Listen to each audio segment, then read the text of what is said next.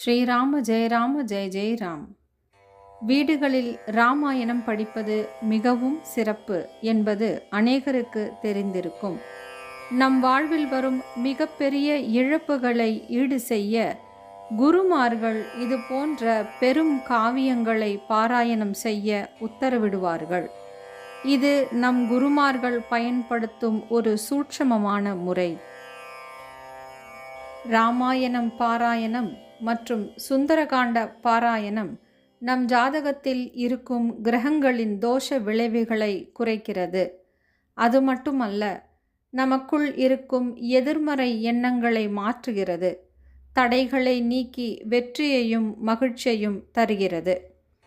ஒரு முழு ராமாயணத்தை படிக்க முடியாதவர்கள் மகாபெரியவா அருளிய 9 வரிகளே கொண்ட எளிமையான ராமாயணத்தை படித்து பலன் பெறலாம். அதேபோல் ஒரு முழு சுந்தரகாண்டத்தை படிக்க முடியாதவர்கள் மகான் ஸ்ரீ ராகவேந்திர சுவாமிகள் அருளிய ஏகஸ்லோகி சுந்தரகாண்டத்தை படித்து பலன் பெறலாம்.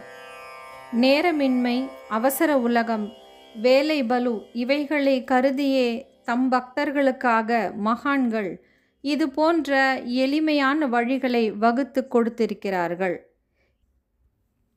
இந்த ஸ்லோகங்களை உங்கள் வசதிக்கு ஏற்ப காலையோ அல்லது மாலையோ படிக்கலாம்.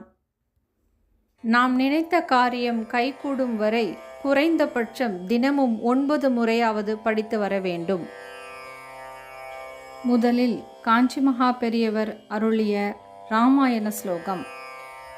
ஸ்ரீராமம் ரகுகுல திலகம் சிவதனு சாக்ரிஹத சீதாஹஸ்தகரம் அங்குல்யாபரண சோபிதம் சூடாமணி தர்ஷனகரம் ஆஞ்சநேய மாஸ்ரயம் வைதேகி மனோகரம் வானர சைன்ய சேவிதம் சர்வமங்கள கார்யானுகூலம் சததம் ஸ்ரீராமச்சந்திர பாலயமாம்.